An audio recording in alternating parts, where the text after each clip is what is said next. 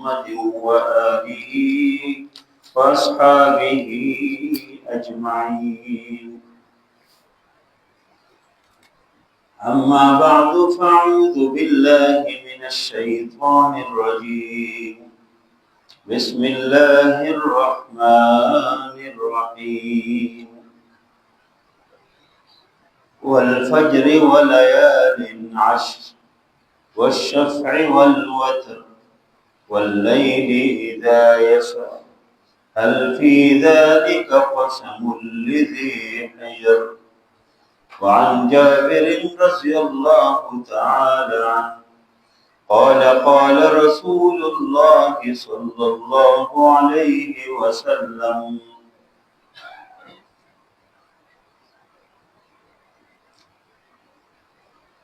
أفضل أيام الدنيا الأيام العشر. صدق الله العظيم وصدق رسوله النبي الكريم ونحن على ذلك لمن الشاهدين والشاكرين والحمد لله رب العالمين. سورۃ الفجر 30ویں پارے کی ایک سورت ہے. اس کے ابتدائی تقریباً 4 آیات کی میں نے تلاوت کی. بہت مشہور صورت ہے، یہ مکی صورت ہے، اور مکی دور میں بھی اس زمانے کے ہے کہ جب مسلمانوں کے اوپر کافروں کی طرف سے، مشرکین کی طرف سے ظلم اور بربریت ایک بالکل ایک انتہا تھی. اس وقت میں اللہ تعالیٰ نے فرعون کے حالات ذکر کیا، عادیوں کا حالات ذکر کیا، اور یہ فرمایا کہ دیکھو ان کی جو حالت ہو گئی، اس دور میں بھی اگر کوئی اس پیغمبر کی مخالفت کریں گے اس کے ساتھ یہی ہو. اس کی جو ابتدائی آیات ہیں اللہ تعالیٰ نے قسم اٹھایا ہے. قسم ہے فجر. فجر عربی میں اس کو بولتے ہیں، اردو میں فجر بولتے ہیں. صبح کی جو وقت ہے، صبح کی جو نماز ہے، فجر کی نماز، فجر کے وقت استعمال ہوتے ہیں. اور پھر اللہ تعالیٰ نے فرمایا وَلَيَالٍ عَشْرٍ، 10 راتوں کی قسم، 10 راتوں کی قسم. اور پھر فرمایا والفجر وليال عشر والشفع والوتر. شفع اور وتر، شفع جو ہے اس عدد کو بولتے ہیں جو جفت عدد، جو اگر آپ تقسیم کرنا چاہتے ہیں کوئی چیز تو سب کو مساوی چیز پہنچ جاتے ہیں، جیسے 2 ہے، 4 ہے، 6 ہے، 8 ہے، یہ جفت عدد ہے. اور وتر طاق کو بولتے ہیں. وتر ہم صلاۃ وتر بولتے ہیں، وتر 3 رکعت وتر ہم پڑھتے ہیں، تو اس لیے اس کو وتر بولتے ہیں کہ وہ بھی طاق عدد ہے. اور ایک حدیث میں بھی ہے کہ ان اللہ وتر یحب الوتر، ادھر مراد طاق عدد ہے. تو طاق عدد وہی ہے جو مساوی تقسیم نہیں ہوتی. اور اس طرح پھر اللہ نے فرمایا واللیل اذا یسر، قسم ہے اس رات کی جو رخصت ہو رہی ہے، اس سے ہر رات کو رات ہو سکتی ہے. اور پھر فرمایا کہ هل فی ذلک قسم لذی حجر، کیا عقل مند لوگ کے لیے، عقل مند جو عقل والے لوگ ہیں، جو سوچ سمجھ رکھتے ہیں، ان کے لیے اس پہ کوئی چیز ہے، اس قسموں کے اندر کوئی چیز ہے، مطلب ہے کہ اس سے اس کو عبرت لینا چاہیے. تو ادھر اللہ تعالیٰ نے جو 10 راتوں کی قسم اللہ اٹھاتے ہیں، تو مفسرین تقریباً سب کے سب یہ بولتے ہیں کہ اس سے مراد یہی ذی الحجہ کی 10 راتیں اور ذی الحجہ کی 10 دن ہے. اور ایک صحابی سے کس نے پوچھا، بلکہ بعض روایت سے معلوم ہوتے ہیں کہ دنوں میں سب سے بہترین دن جو ہے وہ روزے کی دن، اور راتوں میں سب سے بہترین اگر کوئی رات ہے تو وہ یہ ذی الحج کی رات اور ایام. تو بہرحال یہ بہت بہترین ایام ہے، بہت بابرکت ایام ہے جو ابھی اللہ نے ہمیں نصیب کیا. ان مہینوں کے اندر ایک تو اس مہینے میں ایک تو حج ہے، بہت اہم فریضہ ہے جو لوگ ادا کر رہے ہیں، ادھر پہنچے ہیں. اور کچھ لوگ جا رہے ہیں ابھی 8 ذی الحج سے باقاعدہ اس کے مناسک شروع ہو جائیں. لوگ مینا جائیں گے، پھر عرفات جائیں گے، پھر مزدلفہ جائیں گے، پھر مینا میں جا قربانی کریں گے 10 تاریخ کو. اور ابھی سے لوگ ادھر پہنچے اور پہنچ رہے. دوسرے کہ اس پہ قربانی ایک بہت بڑا عمل ہے، ایک عظیم سنت ہے. جو نبی کریم صلی اللہ علیہ وسلم نے اس کا تذکرہ کیا اور فرمایا کہ سنت ابیکم ابراہیم، آپ کے والد ابراہیم علیہ السلام کی سنت ہے۔ لوگوں نے پوچھا کمال نے کیا، اور نبی کریم صلی اللہ علیہ وسلم نے فرمایا کہ ایک ایک بال کے بدلے میں آپ کی لیے نیکی ہے۔ ایک ایک بال، جانور کے بدن کے اوپر جتنے بال ہیں ایک ایک بال کے اوپر نیکی ہے، بكل شعرۃ حسنہ۔ پھر صحابہ نے پوچھا کہ یا رسول اللہ فالصوف، اس کی جو اون ہے اس کا کیا؟ کوئی اس طرح جانور ہو جس کی بال نہیں ہے، جس کی اون ہے، تو نبی کریم صلی اللہ علیہ وسلم نے فرمایا کہ بكل شعرۃ من الصوف حسنہ۔ اور اس طرح یعنی اس 10 راتوں کے اندر بہت ساری خیر کے کام ہیں جو لوگ کرتے ہیں، اس وجہ سے ان راتوں کے ان دنوں کو بہت فضیلت ہے۔ اور یہ جو حضرت جابر رضی اللہ عنہ کی روایت ہے، فرماتے ہیں کہ افضل ایام الدنیا، دنیا کی افضل ترین رات، افضل ترین دن دنیا میں، پوری اس دنیا کے اندر کوئی دنوں کی اگر کوئی فضیلت ہو سکتے، فرمایا کہ یہ ایام العشر، یہی 10 راتیں، یہ 10 دن ہے جو ذی الحج کی، یکم ذی الحج سے شروع ہو جاتے اور 10 ذی الحج تک جو ایام۔ اور یہ جو قرآن میں اللہ نے فرمایا وَاذْكُرُوا اللَّهَ فِي أَيَّامٍ مَعْلُومَاتٍ، کہ تم تم ذرا کو یاد کرو ان معلوم دنوں میں، ان دنوں میں جو معلوم۔ تو اس کی بھی وہ حضرت عبداللہ نے فرماتے ہیں کہ اس ایام معلومات سے مراد ایام العشر ذی الحجہ۔ عبداللہ نے عباس جو بہترین مفسر قرآن ہے، بہترین نعمت ترجمان قرآن، قرآن کے بہترین مترجم، بہترین مفسر، حضرت عبداللہ نے عباس رضی اللہ عنہ فرماتے ہیں کہ اس 10 راتوں سے اور اس 10 دنوں سے مراد، فرماتے ہیں کہ عشر ذی الحجہ کی 10 دن۔ اور ایک بہت مشہور روایت ہے، آپ لوگوں نے وہ حدیث ممکن ہے کئی بار سنی ہو، اور اس کے اندر نبی کریم صلی اللہ علیہ وسلم نے فرمایا کہ ما من ایام العمل الصالح فیہن احب الی اللہ من هذه العشر۔ فرمایا کہ کوئی بھی دن اس طرح نہیں ہے کہ جس میں عمل اللہ کو اتنے پسند ہو، کوئی بھی عمل اس کی اتنی اہمیت نہیں ہے، اس کی اتنی وقار نہیں ہے، اتنی عزت نہیں ہے، جو اس 10 دنوں کے اندر کوئی عمل انسان کرے۔ ان 10 دنوں کے اندر، ان 10 راتوں کے اندر، یہ جو ذی الحج کے ابتدا سے 10 تاریخ تک، اس میں جو انسان کوئی نیک کام کرتے، کوئی نیک عمل کرتے، اس کے لیے جو اجر اور ثواب ہے کسی اور عمل کے ہو نہیں سکتے۔ یہ بھی حضرت عبداللہ بن عباس کی روایت ہے، اور مسلم کی روایت ہے، ابو داؤد اور ساری حدیث کی کتابوں نے اس کو نقل کیا۔ اور پھر صحابہ نے پوچھا یا رسول اللہ ولا الجہاد فی سبیل اللہ، جہاد فی سبیل اللہ کا اجر کس کو نہیں پہنچ سکتے؟ اسی لیے جہاد کا تو بہت اجر ہے، بہت ثواب ہے۔ تو ان 10 دنوں میں اگر ایک آدمی کو اتنے اجر ملتے ہیں، اتنے ثواب ملتے ہیں، کچھ جہاد سے بھی بڑھ کر ہو، تو ایک آدمی جہاد کی کیوں جائے؟ اتنی مشکل برداشت کرتے ہیں، اتنے برفورس پہاڑوں سے گزر کے جاتے ہیں، اور ہر زمانے میں جہاد بہت مشکل سے لوگ کرتے ہیں۔ تو صحابہ نے پوچھا کہ یا رسول اللہ ان 10 دنوں کے جو عمل ہے اس کے برابر اگر کوئی عمل نہیں ہے تو جہاد فی سبیل اللہ بھی اس کے برابر نہیں ہے۔ نبی کریم صلی اللہ علیہ وسلم نے فرمایا کہ ہاں ولل جہاد فی سبیل اللہ، جہاد فی سبیل اللہ بھی اس کے برابر نہیں ہے۔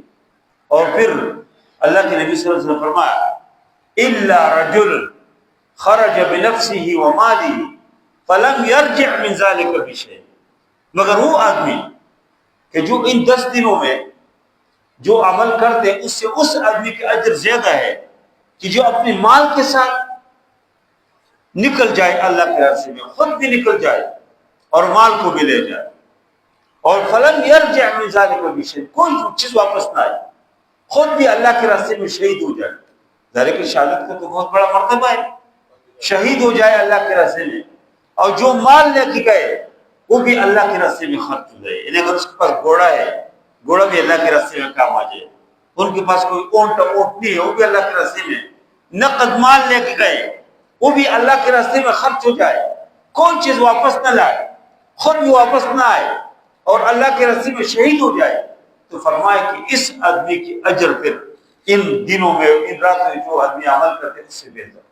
اب اندازہ لگائے کہ اللہ کے نبی صلی اللہ علیہ وسلم فرمایا کہ جہاد فی سبیل اللہ، جو اللہ کے راستے میں جہاد کرتے وہ بھی اس کی بھی اتنے اجر دے جو ان راتوں کی جو اجر و ثواب ہے، ان دنوں کے جو اجر و ثواب ہے۔ اس لیے بہت بابرکت ایام ہے، بہت مقدس ایام ہے، خیر سے بھرپور ایام ہے۔ پھر خاص کر اس میں جو 9 ذی الحج ہے اس کے عرفی کا دن اسی میں شامل ہے۔ عرفی کے دن روزہ، اس کی بہت اجر ہے۔ جو حاجی حج کے لیے گئے وہ عرفات کے میدان میں کھڑے ہوتے اور اللہ کے سامنے ہاتھ بڑھا کے گڑ گڑا کے رو رہے ہوتے، اور اللہ تعالیٰ حدیث کے مطابق اس آسمانی دنیا میں تشریف لاتے اور یباہی بہم الملائکہ، اللہ تعالیٰ فرشتوں کو پر فخر کرتے۔ اللہ تعالیٰ فرماتے کہ دیکھو میرے بندے کو، میرے بندوں کو دیکھو کہ کس طرح ایک عجیب انداز سے میرے سامنے کھڑے ہیں، کس طرح گڑگڑا رہے ہیں، یضاحین کہ صرف دھوپ پہ کھڑے ہیں میرے سامنے، اور شعثاً غبراً پرنگدہ بال اور گرد آلود، اور اس دھوپ میں کھڑے ہیں میرے سامنے کیسے مانگ رہے ہیں۔ اور پھر اللہ تعالیٰ فرماتے ہیں کہ دیکھو اس سے میرے عذاب کو نہیں دیکھا، اب ان کو پتہ نہیں ہے کہ میرے عذاب کیا ہے، پھر بھی مجھ سے اتنے ڈرتے ہیں، مجھ سے اتنے مانگتے ہیں، مجھ سے جہنم سے پناہ طلب کرتے ہیں، جنت طلب کرتے ہیں، تو اللہ تعالیٰ فخر فرماتے۔ اور یہ جو 9 ذی الحج کا جو روزہ ہے، جو عرفی کا روزہ ہے، نبی کریم صلی اللہ علیہ وسلم نے فرمایا کہ احتسب علی اللہ، ایک روایت میں ہے کہ احتسب علی اللہ، میں اللہ سے امید رکھتا ہوں کہ ان یکفر السنۃ الماضیہ والباقیہ، کہ 1 سال پہلے کی گناہ معاف ہو جاتے، 1 سال بعد کی گناہ۔ یعنی ایک آدمی اگر ایک دن سے روزہ رکھے 9 ذی الحج کو عرفی کے دن روزہ رکھتے ہیں تو اس کی 1 سال پہلے بھی گناہ اللہ معاف کر دیتے ہیں، 1 سال کے بعد بھی گناہ اللہ معاف کر دیتے ہیں۔ اس میں الگ مسئلہ ہے کہ ہمارے جو شارحین حدیث ہے وہ کہتے ہیں کہ نہیں سے مراد حقوق اللہ ہے، حقوق اللہ معاف کریں گے، اور یا یہ کہتے ہیں کہ اس سے صغائر مراد ہے، کبائر مراد نہیں ہے، اس سے کبائر کے لیے توبہ ضروری ہے، اور حقوق العباد کے لیے ضروری ہے کہ آدمی بندوں کے کوئی حق اگر مار ہے وہ واپس کرے۔ یہ تو مفسرین کی ایک مطلب اپنی توجیہات ہے۔ اللہ تو بہت وسیع دربار ہے، ممکن ہے کہ جس آدمی کا اپنے حق مارا ہے اسی روزے کی برکت سے اللہ اس کو راضی کرے، اللہ اس کو خوش کرے اور وہ آپ کو معاف کرے، آپ سے حق مانگے نہیں۔ ممکن ہے کہ اس روزے کی برکت سے جو کبائر ہے، اس کو بڑے گناہ کے کوئی آدمی مرتکب ہے اس کی، اور اس کو توفیق اللہ دے اور اس وجہ سے وہ رک جائے اسے، تو اللہ کے بہت وسیع دربار ہے۔ اس لیے ان 10 دنوں میں نیک عمل کرنا، اللہ کی قرب حاصل کرنا، اللہ کے قریب جانا یہ بہت ضروری ہے۔ یہ اس یعنی ایک آدمی حاجیوں کے برابر، جو حاجی ادھر موجود ہے اور نیک عمل کرتے، چائی کرتے، اور 10 دنوں میں حرمین کے آس پاس اور وہی مقدس مقامات میں وہ موجود ہے، تو ایک آدمی کو اگر اللہ نے حج کے حالت برابر دیکھی، ادھر نہیں جا رہے، ادھر اللہ نے اس کو ایک موقع دیا نیکی کمانے کا۔ گویا کہ 10 دن جو ہے یہ نیکیوں کے موسم بہار ہے کہ انسان بہت کچھ کما سکتے ہیں۔ تو یہ پھر احادیث میں نے بہت سارے احادیثوں کا میں نے مطالعہ کیا، تو اس کے نتیجے میں جن اعمال کا مفسرین نے اور محدثین نے ذکر کیا کہ اس 10 دنوں میں زیادہ اس کو کثرت کے ساتھ کرنا چاہیے۔ ویسے تو انسان ہمیشہ کے لیے ہر نیک کام، ہر اچائی کی طرف پہنچے، انسان جو ہے مفتاح للخیر ہو، خیر کی کنجی ہو، اس کے ذریعے سے خیر کھل جائے، وہ منہ کھولے تو خیر کی بات کرے، خیر کی بات سنے، خیر کی چیزوں کو دیکھے، اور خیر ان کی جیب میں خیر آئے، جیب سے خیر جائے، پاؤں خیر کی طرف جائے، ہاتھ خیر کی طرف بڑھے۔ یعنی انسان کو، مسلمان اور مومن کو خیر کا ایک قسم مجموعہ ہونا چاہیے، شروں سے بچتے چاہیے، گناہ سے ہمیشہ کے لیے بچتے چاہیے، لیکن خاص کر ان 10 دنوں میں جو نیک عمل انسان کرتے ہیں اس کے بہت اجر ہے، بہت ثواب ہے۔ تو میں نے کچھ احادیثوں کو اس کی روشنی میں نے جمع کیا کہ کون سی کام ہے کہ انسان وہ ان 10 دنوں کے اندر کرے۔ اس میں ایک تو صیام العشر، کہ ان 10 دنوں میں صرف 10 تاریخ کو چھوڑ کے جو 9 دن ہے، یہ جو عشرہ ذوالحجہ ہے، ان 9 دنوں میں آدمی مسلسل روزہ رکھے. اللہ کس کو توفیق دے قوم اور مہینوں بیر سے کاتے پیتے ہیں. نبی کریم صلی اللہ علیہ وسلم اس طرح کے ایاموں کے روزے بہت اہتمام کے ساتھ رکھتے تھے. ذوالحج کے روزے رکھتے تھے نبی کریم صلی اللہ علیہ وسلم، محرم کے 9-10 محرم. اس طرح نبی کریم صلی اللہ علیہ وسلم عرفے کے دن کا روزے کا اہتمام فرماتے تھے. ایام 20 کے روزے، ہر مہینے جو 3 روزے ہیں ایام 20 اس کے روزوں کا اہتمام فرماتے تھے. پیر کے دن نبی کریم صلی اللہ علیہ وسلم روزہ فرماتے تھے ہر پیر کو، اور فرماتے تھے کہ پیر کے دن اللہ نے مجھے پیدا کیا اس وجہ سے میں روزہ رکھتا ہوں. جمعرات کے دن نبی کریم صلی اللہ علیہ وسلم روزے کا اہتمام کرتے تھے اور فرماتے تھے کہ جمعرات کے دن انسانوں کے عمل اللہ کے پاس جاتے ہیں، تو میں چاہتا ہوں کہ میرے عمل اللہ کے پاس جائے اور میں روزے سے ہوں. تو اس لیے انسان کو روزہ انسان کو بہت قریب کرتے ہیں. روزہ انسان کے اندر اللہ کا شکر پیدا فرماتے ہیں. روزہ انسان کے اندر صبر اور تحمل اور برداشت اور گناہوں سے روکنے کے ایک جذبہ پیدا کرتے ہیں. روزہ انسان کے اندر نیکی پیدا کرنے کے کہ اللہ تعالیٰ عادت ڈالتے ہیں، اس کے اندر جذبہ پیدا ہو جاتے ہیں. اس لیے آدمی ہمیشہ روزے کی کوشش کرے. داؤد علیہ السلام ایک دن روزہ رکھتے تھے اور ایک دن افطار کرتے تھے، اور نبی کریم صلی اللہ علیہ وسلم فرمایا کہ سب سے بہترین روزہ صوم داؤد ہے. ایک دن روزہ ایک دن کھوجا، ایک دن روزہ ایک دن کھوجا، سب سے بہترین یہی ہے. لیکن چلو ہم تو اس معاشرے میں رہتے ہیں، مشکل ہے، لیکن کم از کم ان دنوں کے آدمی جو ہے اس کے اہتمام کرے. ایک تو روزے، دوسرا کہ قیام اللیل، عام طور میں تہجد کی آدمی پابندی کرے، لیکن خاص کر ان دنوں میں انسان قیام اللیل کرے، تہجد کے لیے اٹھے. تہجد دیکھو اللہ نے فرمایا وَمِنَ اللَّيْلِ فَتَهَجَّدْ بِهِ نَافِلَةً لَكَ عَسَىٰ أَن يَبْعَثَكَ رَبُّكَ مَقَامًا مَحْمُودًا. فرمایا کہ تم رات کو تہجد کرو، اللہ آپ کو بلند و بالا اور بہترین مقام محمود اللہ کو دیں گے. عَسَىٰ أَن يَبْعَثَكَ رَبُّكَ مَقَامًا مَحْمُودًا. صحابہ کرام کی صفت اللہ نے جگہ جگہ ذکر کی. وَبِالْأَسْحَارِ هُمْ يَسْتَغْفِرُونَ تَتَجَافَىٰ جُنُوبُهُمْ عَنِ الْمَضَاجِعِ يَدْعُونَ رَبَّهُمْ خَوْفًا وَطَمَعًا. بستروں سے دور رہتے تھے، بہت کم سوتے تھے اور زیادہ وقت جاگتے تھے، استغفار کرتے تھے صبح کے وقت میں. اور جو آدمی ویسے اس وقت تہجد کے لیے اذان سے پہلے جو وقت اس میں اٹھتے تو اللہ تعالیٰ اس آسمانی دنیا میں آ جاتے اور اللہ تعالیٰ اعلان فرماتے کہ حال میں مضطر، کوئی ضرورت مند ہے، کوئی محتاج ہے، حال میں مستغفر، کوئی ہے جو اپنے گناہوں کی معافی مانگتے اللہ اس کو گناہ معاف کرے. حال میں مسترزق، کوئی ہے جس کو معاشی تنگی ہے، مال چاہیے، اس کو رزق چاہیے کہ اللہ اس کو دے. جو اس وقت جاگ رہا ہو، اللہ سے مانگ رہا ہو، اللہ اس کو دیتے. لیکن جو اس آرام سے سویا ہو، اور کتنی بدقسمتی ہے ہمارے کہ رات 12-1 بجے تک ہمارے مارکیٹ کھلے رہتے. ایسے بازار ہے کہ رات فجر تک کھلے رہتے، اور دن میں اب جائے تو 1 بجے کے بعد ایک ہی کولر شروع ہو جاتے ہیں. تو کدھر سے خیر آ جائے، کدھر سے برکت آ جائے. یہ تو نحوست اس وقت سے ہے نا کہ جو کام کا وقت ہے اس پہ ہم سوئے رہتے، اور جو سونے کا وقت ہے اس پہ ہم کام کرتے. اب چائنا میں جائے، دیگر ملکوں میں جائے تو ادھر بالکل سورج کے ساتھ ان کا نظام. سورج جب طلوع ہوتے تو ان کے دفاتر، ان کا کام سب شروع ہو جاتے. گھڑی کو کوئی نہیں دیکھتے، سورج کو وقت معلوم کرتے. سورج کو وقت کیا ہے، سورج کے ساتھ ہی کام شروع ہو جاتے، اور سورج کے غروب ہونے کے ساتھ ساتھ سب کچھ بند. حتیٰ کہ جاپان میں اتنی بہترین خوبصورت پارک ہے، اتنی اعلیٰ قسم کی چمک دمک ہے اس میں، لیکن مغرب کو کچھ دیر بعد اس میں جائے افسانہ کی جنگل میں آئے، کوئی نہیں ہو. سب لوگ گھروں میں جا کے کوئی سوتے ہیں، کوئی کیا. لیکن فجر سے پہلے جس وقت ہمارے اذان ہوتی ہے اس وقت لوگ کوئی پیدل جا رہے ہوں گے اسٹیشن کی طرف، کوئی سائیکل پہ جا رہا ہوگا، اور کوئی ایک طریقے سے، کوئی دوسرے طریقے سے، اور دور دور فیکٹری میں جاتے. ان کو اللہ نے کیوں برکت دی؟ دیکھو جاپان کے جو فیکٹریوں کے مالک ساچو بولتے ہیں، ساچو کی ایک اہمیت کیوں ہے؟ اس وجہ سے کہ وہ انہوں نے یعنی ساچو ایسے نہیں کہ خود گھر میں آرام میں سوئے جس طرح ہماری مالکان سے لیٹا جاتے ہیں.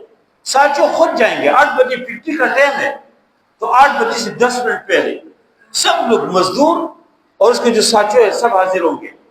10 منٹ ادھر واک کریں گے یا کوئی اجتماعی ورزش کریں گے اور ٹھیک 8 بجے دفتر کھل جائے گا، 50 کھل جاتی ہے اور سب اندر جاتے ہیں۔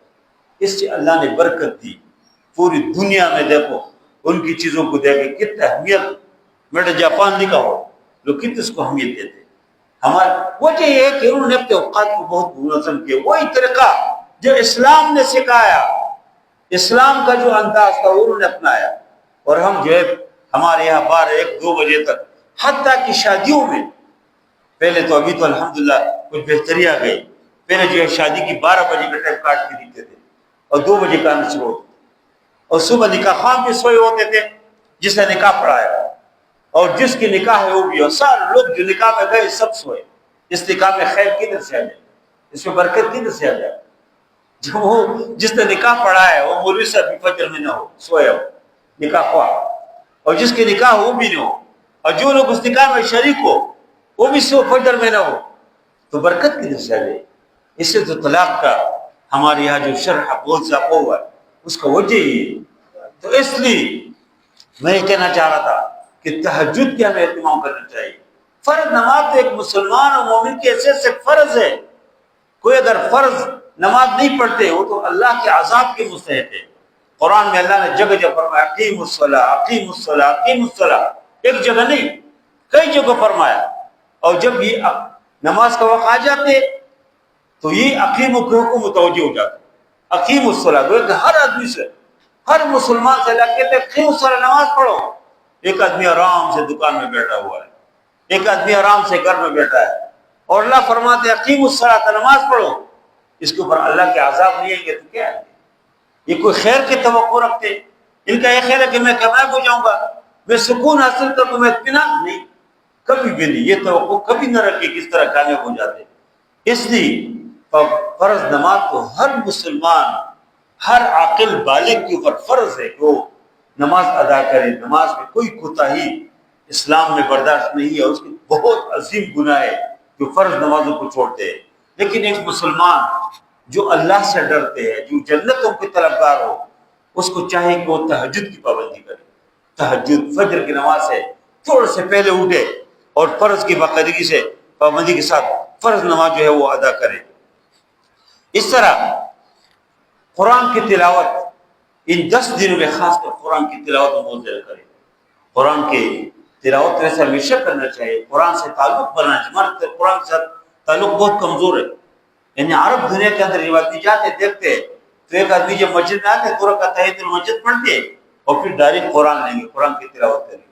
ہمارے یہاں کیا لوگ تحیۃ المسجد بھی نہیں پڑھتے، عادت نہیں ہے، حالانکہ تحیۃ المسجد کی کتنی اجر، میں نے پھر اس بات اس کے بعد قرآن آدمی اٹھائے، بعض لوگ پھر بھی اچھے ہوتے سبحان اللہ کرتے، لیکن اس سے بہتر اجر، بہتر جو ذکر ہے وہ قرآن کی تلاوت ہے۔ تو قرآن اٹھاؤ۔ حضرت دنوں فرماتے تھے نا کہ جب میں چاہتا ہوں کہ میں اللہ سے ہم کلام ہو جاؤں، اللہ سے گفتگو کرو، تو میں قرآن اٹھاتا ہوں۔ آپ یہ سمجھے کہ اللہ کی کتاب ہے بھائی، کسی اور کی کتاب نہیں ہے۔ حضرت کرما رضن ہو قرآن کو اٹھاتے تھے اور روتے تھے، فرماتے کہ ہاذا کتاب ربی ہاذا کلام ربی، یہ میرے رب کی کتاب ہے، یہ میرے رب سے ہم کلام ہونے کے مجھے اللہ نے شرف اعزاز نصیب کیا ہے۔ جس سے قرآن کی تلاوت آدمی ہمیشہ کے لیے کرے، لیکن خاص کر ان 10 دنوں میں ذی الحج کی جو بابرکت ایام ہے اللہ نے ہمیں نصیب کیا، اسی میں ہم قرآن کی تلاوت جتنے زیادہ کر سکتے ہم اس میں کریں۔ اور پھر ایک اور کام جو بہت سارے حدیثوں کا میں نے مطالعہ کیا، اس سے معلوم ہوتا ہے کہ ان 10 دنوں میں ہمارے جو اسلاف گزرے بہت زیادہ کرتے ہیں، وہ صدقات تو ویسے ہمیشہ کرنے چاہیے، صدقے سے مال کم نہیں ہوتے۔ دیکھو میں آپ کو بتاؤں، جو آدمی جتنے صدقہ کریں گے اللہ اس کو مال دیں گے۔ اللہ نے قرآن میں ذکر کیا ہے کہ تم جو چیز اللہ کے راستے میں خرچ کرو گے اللہ اس کو بدل آپ کو دیں گے۔ وما انفقتم من شیء فهو يخلفه، اللہ اس کو بدلہ دیں گے۔ اور پھر بخاری شریف کی ایک روایت ہے بہت مشہور ہے کہ ہر روز صبح کے وقت اس روز زمین کے اوپر 2 فرشتے آ جاتے ہیں، ایک فرشتہ اعلان کرتے ہیں اللہم اعط ممسکا تلفا، اللہ جس نے ہاتھ روک دیا اللہ آپ کے راستے میں خرچ نہیں کرتے اس کے مال طلب کرو، ہلاک کرو۔ اور دوسرے فرشتے اس پر آمین کہتے، پھر دوسرے فرشتہ اعلان کرتے اور دعا کرتے اللہم اعط منفقا خلفا، یعنی جو منفق ہے جو آپ کے راستے میں خرچ کرتے اللہ اس کو بدلے دے۔ اور وہ دوسرا برش کے اوپر امین کہتے ہیں. اس لیے اللہ کے راستے میں انسان ہمیشہ ہمیشہ کی خرچ کرے. انفاق کا بہت زیادہ ذکر ہے قرآن میں. اور یہ سے نہیں کہ بہت زیادہ پیسہ جائے پینا نہیں. جو کچھ آپ کی جیب میں وفی اموالہم حق للسائل والمحروم. مسجد کے چندے کے اعلان ہو جائے آگے بڑھو جی. دیکھو یہ عثمان غنی بھی ہمارے طرف بھی تھے, عبد الرحمن بن عوف ہمارے طرف بھی تھے. اللہ کے نبی صلی اللہ علیہ وسلم مسجد کے محراب کے اوپر بیٹھے اور کہتے ہیں کہ تبوک میں ضرورت ہے. گھر جاتے ہو کوئی جو ہے کسی کے پاس کچھ نہ کچھ کھجور لا کے پیش کرتے, گھر کے سامان لا کے پیش کرتے, کوئی جو ہے جو کچھ گھر میں لا کے پیش کرتے.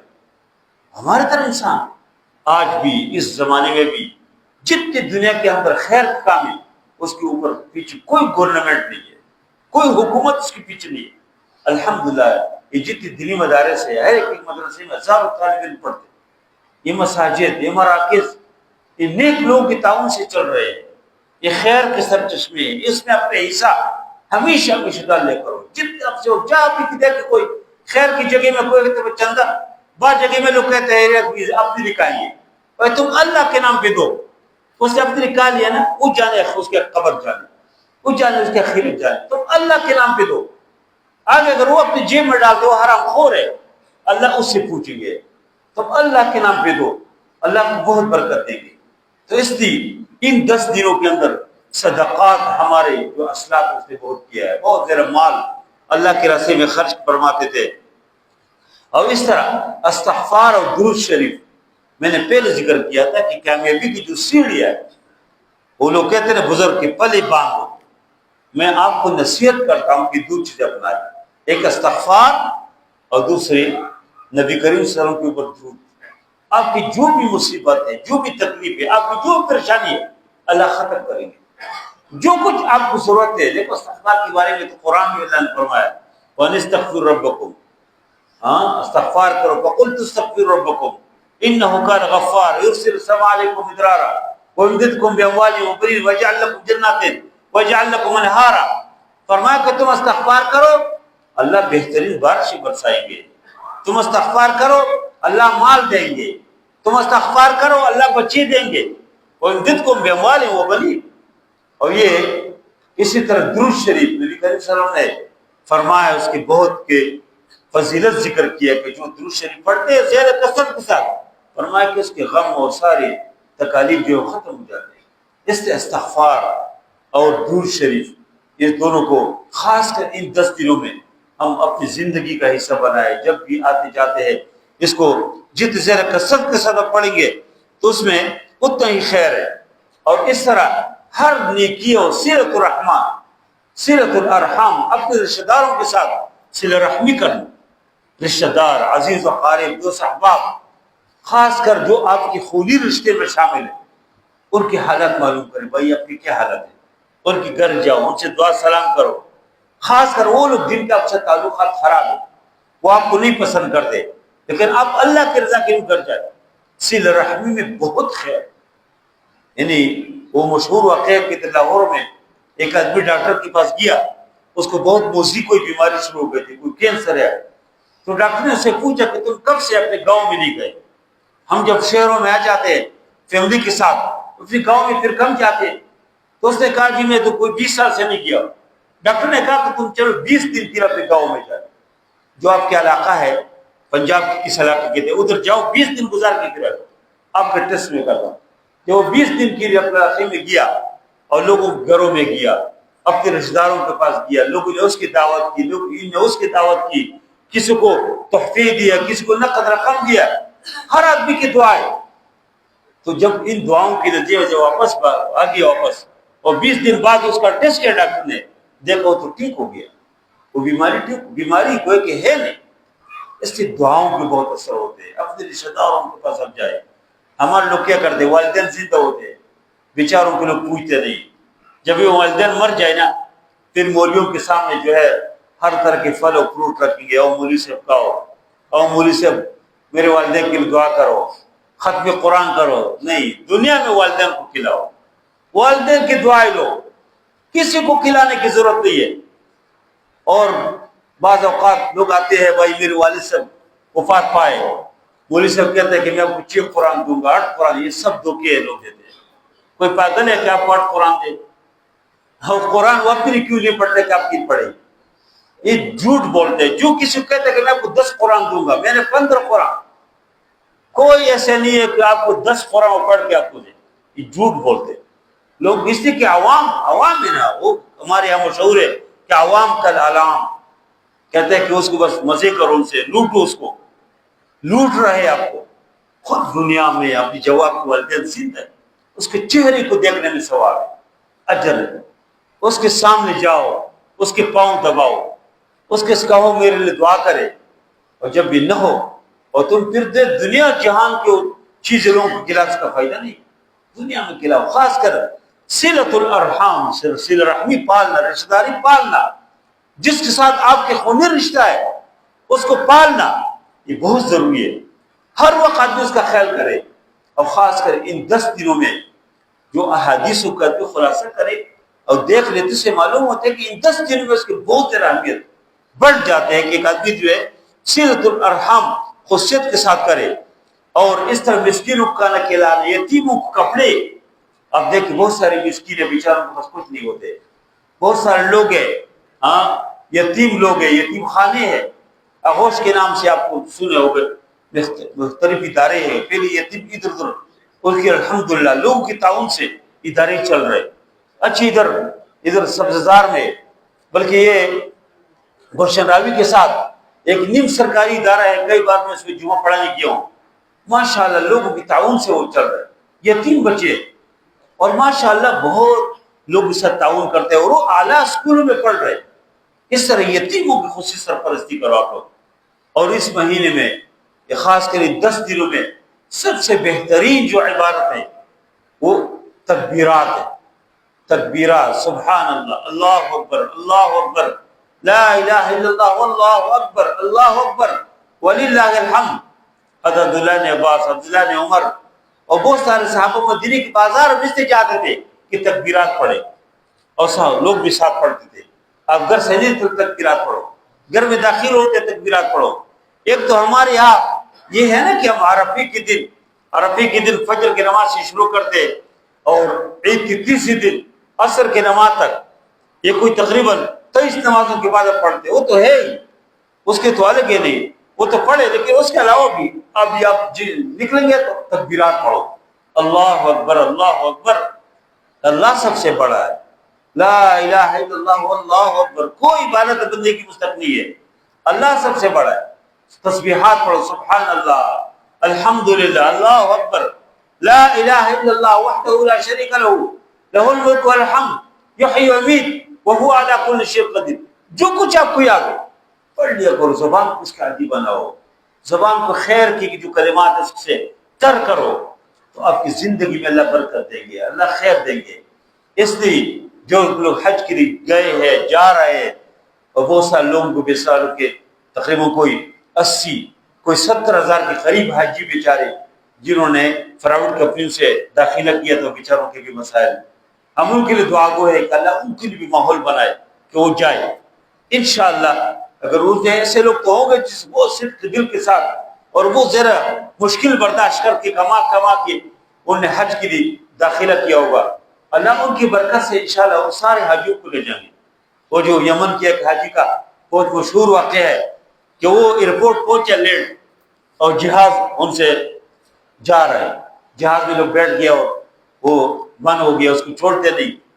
تو وہ ادھر بیٹھے، لوگوں نے اس سے کہا ہے، ایئرپورٹ کے عملوں سے کہتے کہ جہاز چلا گیا، ابھی جاؤ. کہتے نہیں، میں نے حج کے لیے جانا. تو جہاز الٹ کے اس کا کوئی مسئلہ واپس آ گیا. یہ واپس آ گیا ایئرپورٹ پہ، تو پھر بھی وہ جو کپتان تھے اس نے کہا نہیں، جہاز سے کوئی نہیں اترے، نہ کوئی آیا. اور وہ جو فنی کوئی خرابی کو اس کے چیک کر کے پھر اس نے پرواز لی. پھر گیا تو پھر اس کا مسئلہ ہوا. جب واپس آ گیا تو پھر مجبور ہو کے اس حاجی صاحب کو بٹھایا. جب اس کو بٹھایا تو جہاز چل پڑا. لیکن اخلاص کے ساتھ جب آدمی کی چیز کا ارادہ کرے، اللہ ہم کی مدد کر دے. تو ہماری دعا ہے کہ جو لوگوں کے راستے میں رکاوٹ ہے، دن ہے 8 ذی الحج سے حج شروع ہو جاتے، اللہ ان کو ماحول بنائے، حالات بنائے کہ وہ بھی حج کے لیے جائے. اور ان تمام حاجیوں کی دعاؤں میں اللہ ہمارے اور پوری امت مسلمہ کا اللہ حصہ فرمائے، اور ہم سب کو اللہ تعالیٰ حج کی بابرکت سعادت، عمرے اور بیت اللہ و حرمین کی دیدار اللہ ہم سب کو بار بار اللہ نصیب فرمائے، اور جب تک ادھر نہیں گئے ادھر ہی اللہ نے جو مقام نصیب کیا اس میں ہم اللہ تعالیٰ کو خوش کرنے کی، راضی کرنے کی اللہ ہمیں توفیق عطا فرمائے۔ وصلی اللہ تعالی علی خیر خلقہ محمد و علی آلہ وصحبہ اجمعین برحمتہ۔